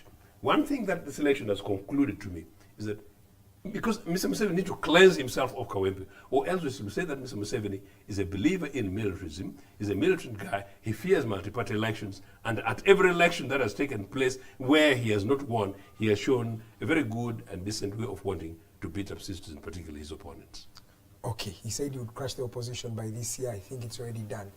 Honorable Awich, I want you to talk about Honorable Balambia Rugahare's statement, but also give us a solution. You as a person, as a senior citizen of this country, what solution do you give as we are entering this election cycle that in the previous times has been characterized by some violence and malpractice? What's your advice, sir? First, give me the statements of the minister that you want me to talk about. The minister claims that the whip that was used first to beat people wasn't a whip, it was an antenna. Second, he claims that NUP supporters had bags of stones, and he used the word, if you were to equate all of them, put them together, they would form 2 Sinotracks. That is the word he used. So I want you to comment on those particular 2 claims. No, but as you know, it is a minister's statement, and I'm not privy to it. By the way, during the whole exercise, I wasn't there. Oh, okay. I was in Igulu for the digitalization and save. But I was also in Igulu to negotiate with the 11 members of parliament who are non-NRM to join. Indeed, we did the negotiation. Indeed, it's factual. You were there. We did the negotiation and we presented them to the chairman of the party. So I wasn't in this place totally. And therefore, I cannot really lay credence or disapproval to the minister's statements. But possibly in future interaction, he who alleges has the burden to That's his so point. the minister will prove it. But your other question, apart from the minister, was solutions. Yes, sir. Solutions are there. And therefore, this makes me also talk about what Kazooba said, that in every election there's violence. I find the statement is so minibus, and if somebody was to read the intent of the statement, it can be misleading. Because ideally, we are supposed to have free and fair election. So I don't know whether that is his other packaging of the fairness. But the fairness here means that there could be loopholes, for example, like, say, what do you call it, dead votes, what are they called? Invalid votes, Sponsored invalid, yes. Invalid votes and all that, meaning that nothing can come out perfect. Nothing can come out of election perfect.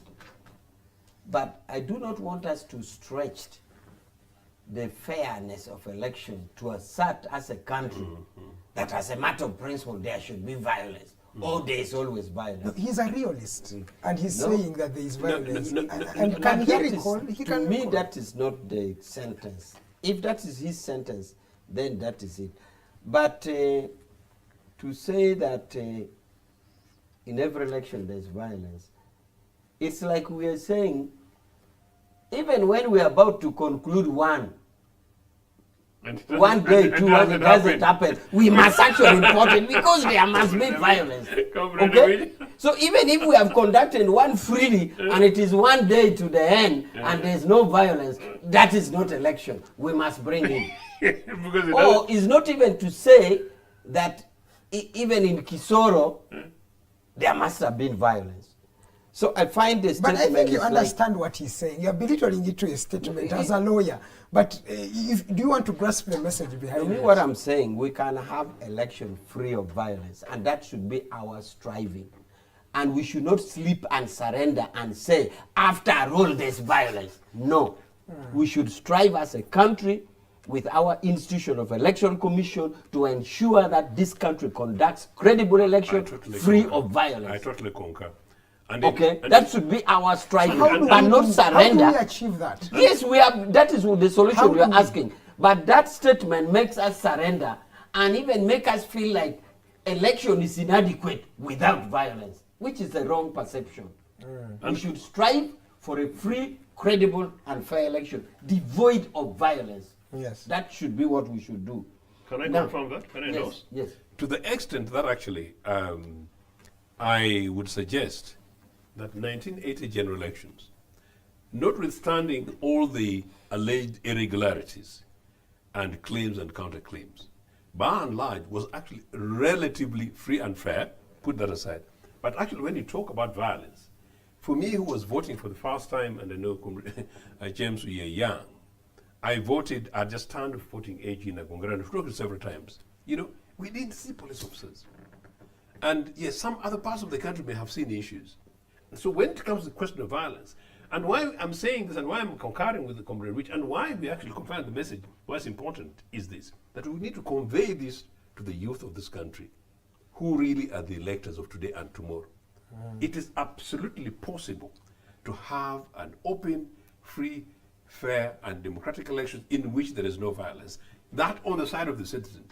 And so therefore the burden of responsibility, therefore, on the side of the security services, that it But should even who it starts should not, this it should not violence? necessarily, Because no, that's what I'm trying to say. violence It should not necessarily even be there. Yes. So these things are Because possible. the But anyway, person who Comrade Rich starts was the submitting please this, yes. conclude, sir. So, as a party, as NRM, we strive, we dream, we vision a free, fair election devoid of violence. That is our aim.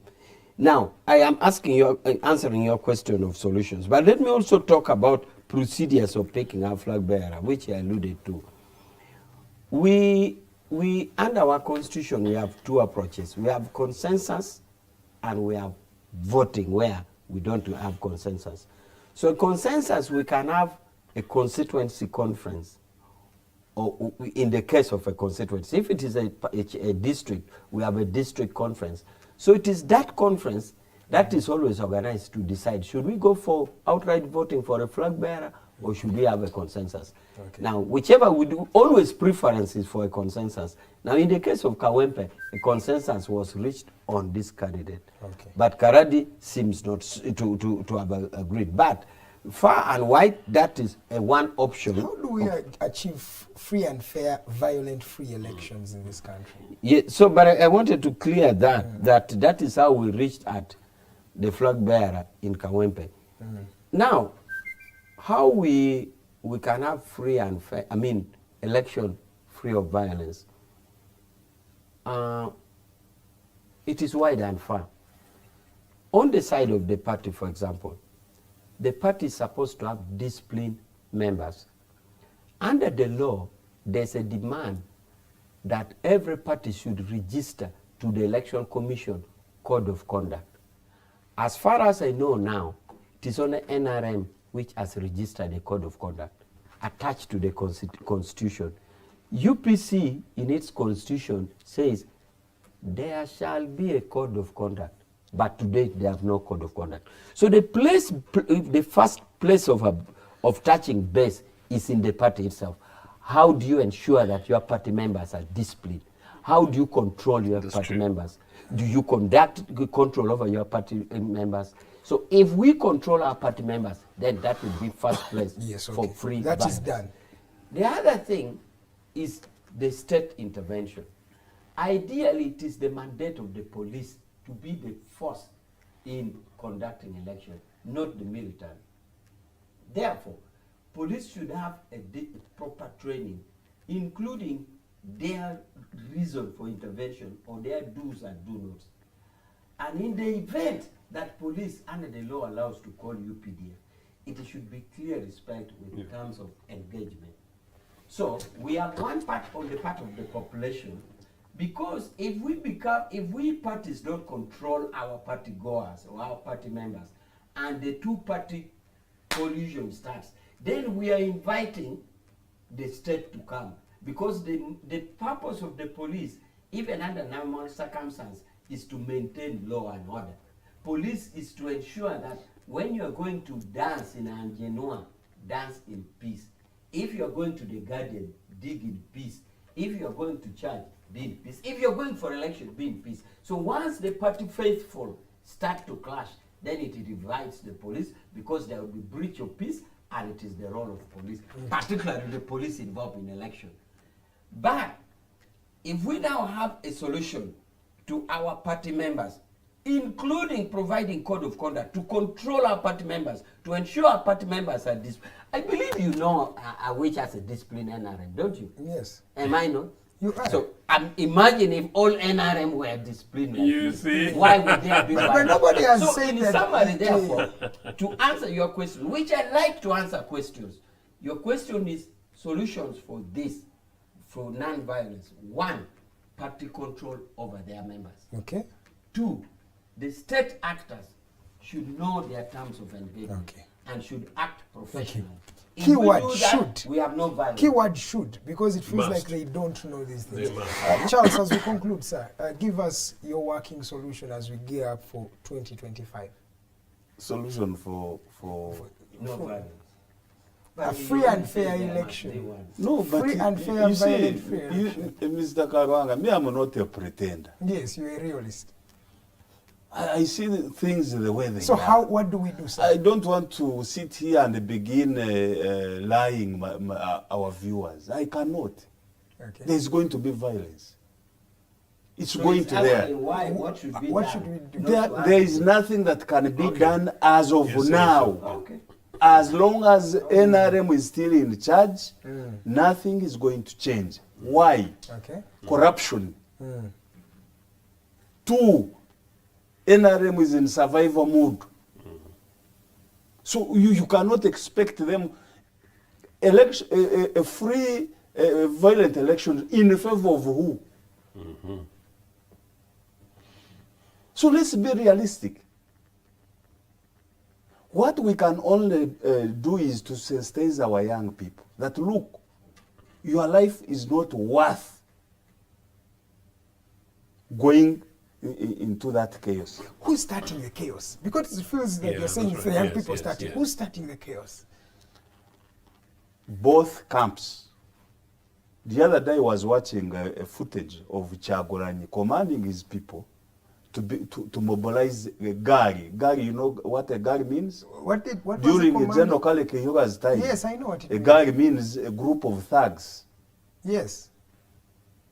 He was telling his You should supporters report to that. do what? You should report that. Now, to the Let him police. first submit If the opposition, that. First, what was Kyagulanyi telling his supporters? he advised his people. You have evidence. I don't come here as a drunkard.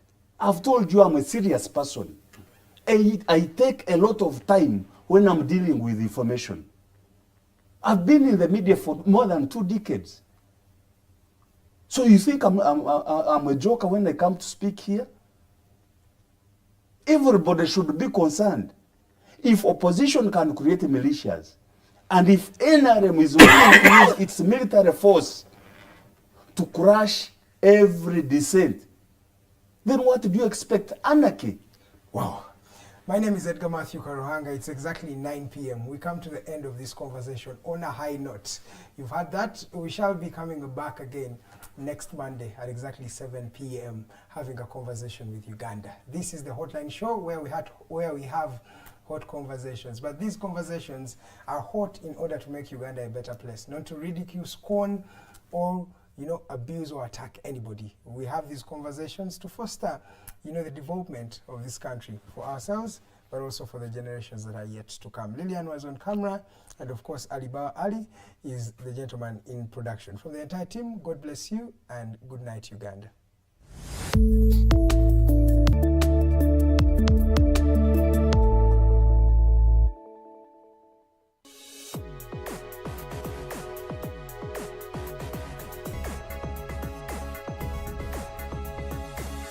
The Alternative Dig Talk.